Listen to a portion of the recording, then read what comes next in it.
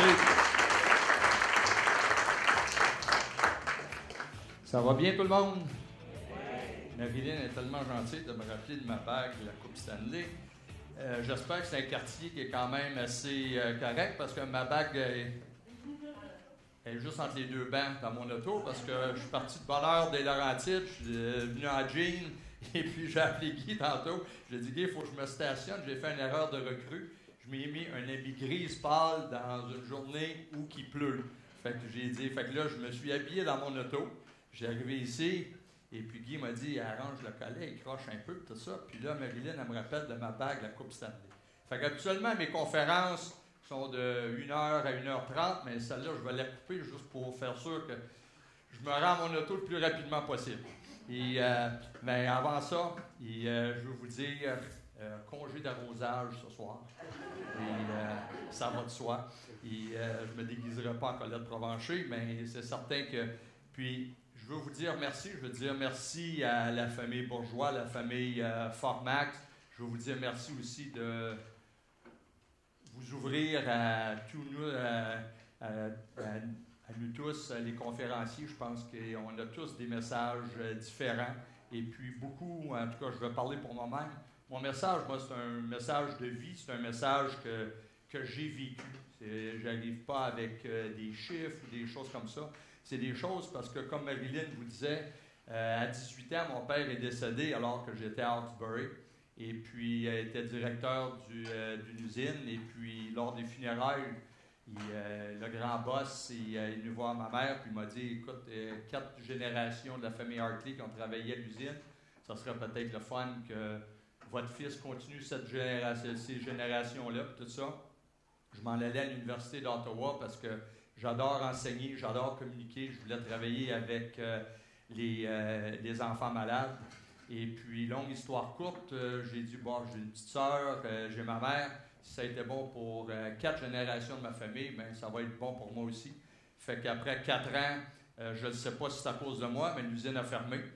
Et puis, comble de chance, mon voisin est directeur de l'usine de pare-brise à Hawkesbury, et puis ils ont un nouveau contrat, et puis il me dit, on engage 100 nouveaux employés dans un mois, tu devrais venir appliquer. Donc, j'ai passé les 4 prochaines années, et puis là, mais ça faisait 8 ans que j'étais dans une usine, maniaque de hockey, et puis mon deuxième bébé était venu au monde, et puis ma femme, elle me disait toujours, « Hey, tu voyages tellement, parce que je suis un passionné de hockey, Maniwaki, puis Granby, puis Thetford Mines, pour jouer du hockey senior, là, pratiquement par plaisir. » Fait qu'une journée, j'étais à l'aréna et puis mon coach de baseball, suivez-moi bien, là, mon coach de baseball, lorsque j'étais tout petit, est président de l'équipe juniora de hockey à Hawkesbury. Et puis notre équipe, pour 6, 7, 8 ans, était toujours dans les bas-fonds, malgré que Hawkesbury, c'est une belle petite ville de hockey. Les gens, il perdait l'enthousiasme et puis il n'y avait pas grand gens tout ça. Fait qu'il vient me voir, je travaillais dans une école de hockey, puis il me dit, je cherche un coach de gardien de but. Fait que là, tout de suite, je venais de dire à ma femme, peut-être 2 semaines avant, si je pourrais me poigner une petite job dans le hockey, là, juste bénévole, là, juste me garder près de la maison avec les enfants, puis l'ouvrage, puis tout ça, ça serait parfait. Il m'arrive, puis il me dit ça. Je regarde, je dis, je vais te faire un deal tout de suite. J'ai dit, les semaines de jour, les semaines de minuit à 8, je vais être là. Les semaines de 4 à minuit, mais c'est certain parce qu'on pratiquait à 5 heures le soir. Fait que j'ai dit, je ne pourrais pas y aller.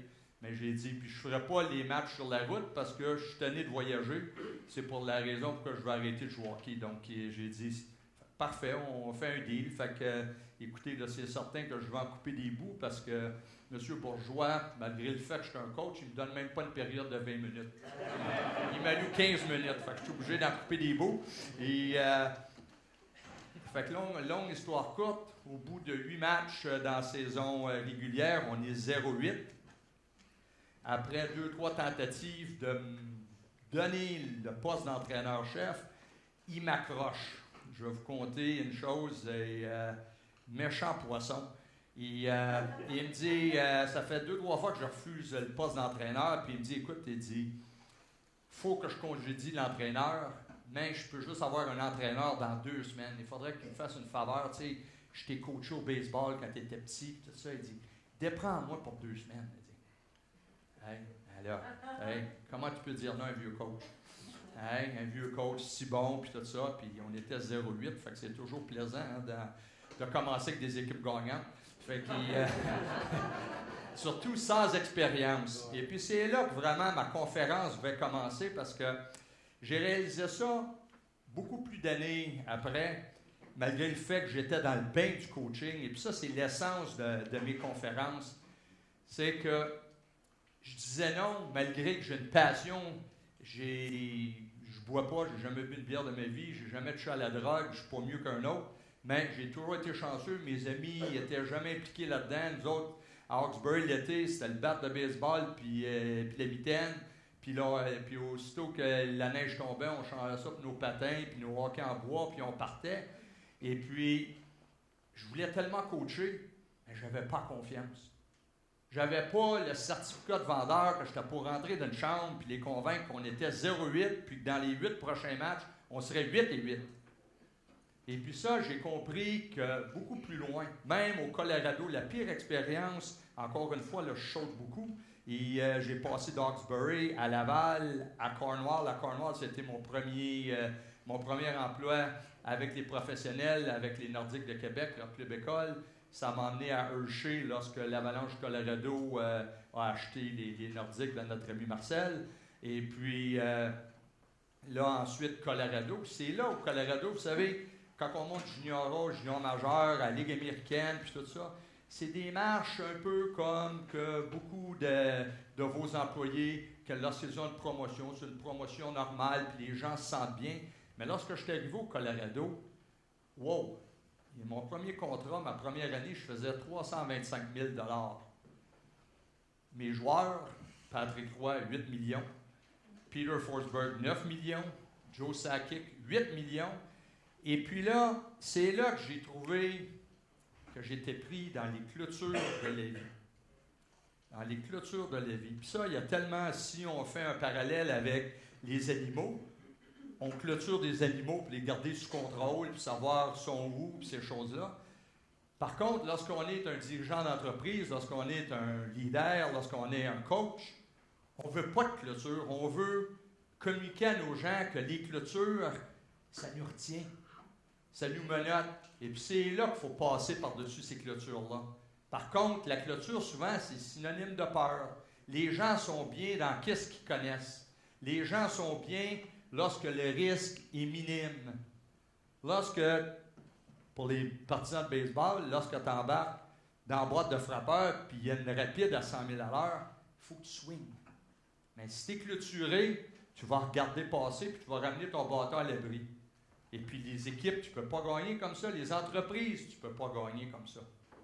Puis c'est qu'est-ce que j'ai appris parce que je vais vous dire, je suis un gars de cœur, je ne suis pas un gars de papier, je n'arrive pas avec mes petits papiers et tout ça. Par contre, 2 mois avant le début du camp d'entraînement, lorsqu'un camp d'entraînement arrive, on est dans une salle un peu comme ça, et puis le langage est différent, évidemment, et, grâce à vous, mesdames. Et puis, disons qu'on parfume notre langage lorsqu'on fait des conférences. Et puis, on arrive ici dans une salle, puis là, il y a tous les joueurs, il y a environ 60-70 joueurs au camp d'entraînement. Puis tu établis la route du succès. Hey, parce qu'en passant, c'est vrai, j'avais oublié mon sac, mais ça, c'est pas une sac de surprise. Ça, c'est lorsqu'on établit des buts, ben, on place ça. Hey. Mais ça, c'est pas garanti, et puis c'est pas instantané. Ça se cultive. C'est un mandat qu'on se donne en tant que leader, en tant qu'organisation, et puis il y a des pas à prendre pour se rendre là. Trop de compagnies engagent quelqu'un ou sortent un nouveau produit puis ils pensent que ça va être instantané. Peut-être. Mais tout comme bon agriculteur, je pense qu'il faut apprendre à cultiver, il faut apprendre à travailler avec les gens. Puis surtout, moi, je dis toujours à mes boss, amenez-moi de bonnes personnes, je vais leur faire de bons joueurs. Je vais leur faire de bonnes équipes. Je ne suis pas convaincu que le talent, c'est gage de tout. Parce que la route vers un championnat, la route vers une année record pour une entreprise, il y a des étapes à suivre.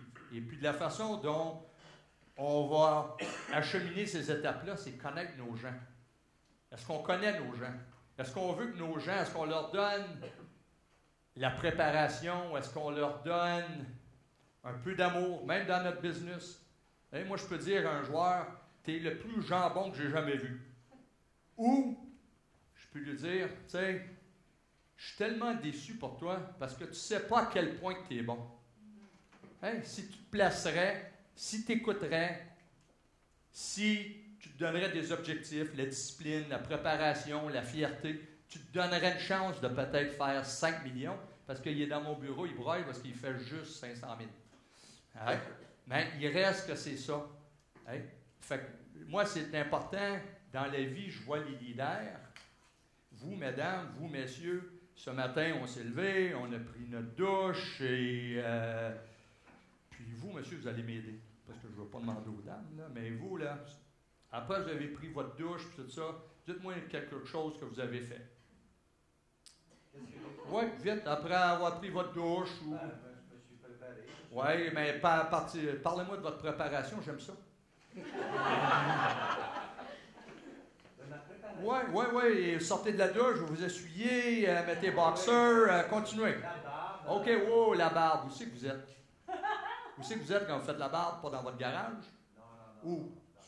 Dans la salle de bain. OK. Dans la salle de bain, il y a quoi dans la salle de bain? Tous les éléments. Oui, il y a des murs, puis il y a quoi? On a tout ça dans le chambre. Oh. Un miroir. Vous vous regardez dans le miroir? Oui. Pourquoi? Pourquoi vous vous regardez dans le miroir? Vous êtes-vous déjà posé cette question? Pour voir les changements. Puis aussi, c'est quoi la job du miroir? De faire sûr qu'on paraît bien. Hein? Il ne faut pas que j'arrive ici. Tantôt, j'ai demandé à madame, il y a un miroir. Elle dit, la chambre de bain. Parfait. Pourquoi? Parce que je voulais faire mon nœud de cravate, parce que mon ami bourgeois m'attendait. Il m'attendait dans mon auto, oublié ma bague, la coupe Stanley, tout ça. Fait que j'étais arrivé à la cravate dans le sac. Fait que là, j'ai parlé au miroir, j'ai fait ça, j'ai dit, je présente une mini-conférence, il faut que la cravate soit bien. Le miroir m'a dit, pas de problème, je vais t'aider. C'est ça un coach. Un coach, c'est un miroir.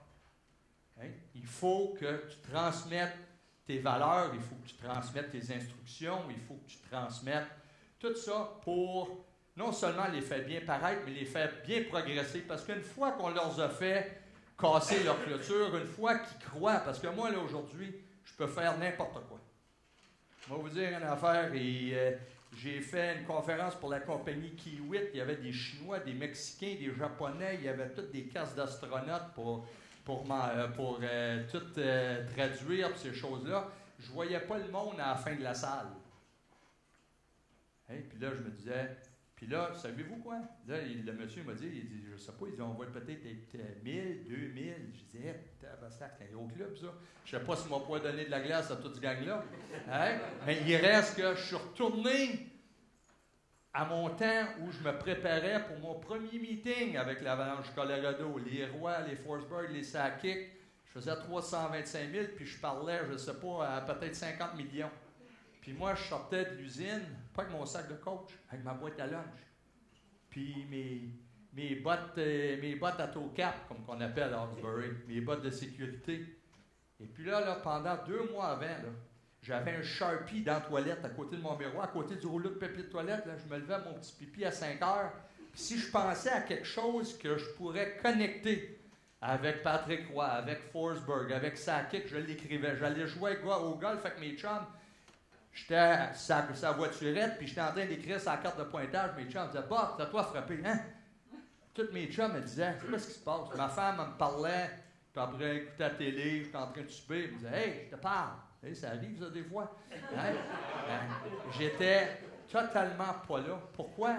Parce que j'avais tellement peur. Moi, là, je me voyais entrer dans cette salle-là là, avec les joueurs de l'Avalanche Colorado, moi qui n'avais pas joué dans la Ligue nationale, pas joué dans la Ligue américaine. J'avais coaché des petits gars. Hein? Des petits gars. Quand tu es junior dans le monde du hockey, tu étais un petit gars. Tu es un petit gars avec un gros rêve. J'étais arrivé là, puis pendant 2 mois avant, je vous le dis, j'avais des papiers. Ma femme a vidé mes poches, j'avais des papiers, des bouts de papier de toilette, des barres de chocolat, de l'aluminium autour. Je ramassais n'importe quoi. J'étais dans l'auto, je pensais à une fameuse phrase. Je voulais là, les puncher comme Adonis Stevenson a fait samedi. Mais vous savez, quand tu veux puncher le monde, il faut que tu parles avec ton cœur. Mais ça m'a pris tellement de temps parce que pendant ces 2 mois-là, là, je m'étais bâti une petite clôture, puis j'avais assez peur parce que moi, là, je voyais ou je pensais que ces gars-là me verraient arriver, malgré que j'avais un habit et une cravate. Eux, ils me voyaient avec mes jeans, mon T-shirt plein de trous, mon casse-dur, ma boîte à lunch, puis je m'en allais faire des pare-brises. Hey? Je me voyais comme ça. À partir de ça, de ce moment-là, là, je suis arrivé là, en avant des gars, j'avais les poches pleines de papier. Il n'y avait pas un papier qui faisait du sens. Fait que j'ai dit, de la chenoute, hey, parce qu'il y a des madames dans la salle, hey, parce que le langage de hockey n'est pas tout le temps approprié. J'ai dit, hein, de la chenoute, on oublie ça, je vais leur parler avec mon cœur. Je vais leur parler du mandat que gagner la Coupe Stanley, c'est notre but à long terme, qu'on a beaucoup de chemin à parcourir avant de se rendre là. Et puis, on est arrivé. Mais dans tout ça, vous savez, il y a briser des clôtures, puis il y a aussi les plateaux. Hein? Parce qu'une fois qu'on pousse les gens à un certain niveau, puis ils atteignent ce niveau-là, oh, on est confortable. Hein? On gagne le vendeur du mois, ben là, mardi matin, on peut aller jouer au golf. Hein? On peut dire au boss, c'est moi le chef, là, on va aller jouer au golf, je ne vendrai pas. Hein? Moi, j'ai vendu des autos pendant 1 an de temps. Mon bureau, moi, c'était un temple de la renommée parce que je savais débarrer l'auto, je savais la valise, puis je savais peut-être le lave-glace, puis le gaz, puis ça s'arrêtait là. Fait que quand quelqu'un arrivait pour acheter une auto, il fallait que je me vende moi, parce que j'avais aucune idée de qu'est-ce que je vendais. Fait que là, j'avais des rondelles de Brownsburg, de Saint-Jérôme, de Terrebonne, puis tout ça. Puis là, la petite madame, elle a dit « Ah, mon neveu, je pense qu'il joue pour Saint-Jérôme. » « Ben oui, madame, viens vous asseoir.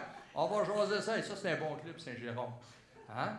Puis tout ça. Puis voyez-vous, on gagnait, tandis que j'avais des vieux vendeurs avec moi qui vendaient une auto à 9h15 le matin. À 10h, de parti, ils s'en allaient jouer au golf, puis tout ça. Moi, j'apprenais le métier. Mais de l'autre côté, j'avais de la drive. J'avais une passion, puis je voulais finir premier. Même si je ne connaissais rien des autos, mais ça aussi, j'avais un boss qui m'encourageait, qui me poussait, puis j'ai beaucoup appris de ça. Hein? Mes équipes ont quand même connu beaucoup de succès dans le hockey. On ne parlera pas de cette année à Calgary, mais encore là, je pense qu'on est un petit peu loin de la coupe, mais on s'en vient. On s'en vient, un peu à l'image du Canadien, mais tout ça pour vous dire, ça se bâtit. Moi, dans mes conférences, qu'est-ce que je veux toucher avec vos employés? C'est les fameuses clôtures. On sort le bulldozer puis on les écrase. Il faut croire en nous autres. Il faut que ces gens-là aussi croient en vous, parce que c'est nous autres, les miroirs. Parfait, mon cher monsieur? Vous n'êtes pas coupé un matin? Hein? Le miroir a fait la job. Hein? Hein? Et puis ensuite de ça, lorsqu'on atteint le succès, il ne faut pas s'asseoir sur le plateau. Il faut prendre un respire. Hein? On prend une petite gorgée d'eau. Puis c'est quoi le next step? C'est quoi le prochain défi? Donc moi, c'est qu'est-ce que j'essaie de communiquer. Fait que je vous remercie beaucoup de m'avoir écouté. Je vous souhaite une merveilleuse journée. N'oubliez pas votre parapluie. Et puis, continuez de faire confiance à M. Bourgeois, à sa famille, à la famille Formax, parce que travailler avec Guy, j'en fais pas beaucoup en raison de ma disponibilité, mais Guy reste constamment en contact avec moi à Calgary, Marilyn, la même chose. Fait que vous êtes impliqués avec des gens de cœur, vous êtes impliqués avec des gens qui adorent la vente, et puis connecter avec les gens, tout comme la famille Bourgeois, c'est qu'est-ce que j'aime beaucoup, j'adore les gens. Et puis, je pense qu'on a une chance en tant que leader d'entreprise ou coach, peu importe comment vous voulez m'appeler ou vous appeler, hein, on peut influencer la vie des gens. Et puis, je vous souhaite la meilleure des chances. Encore une fois, merci de m'avoir écouté.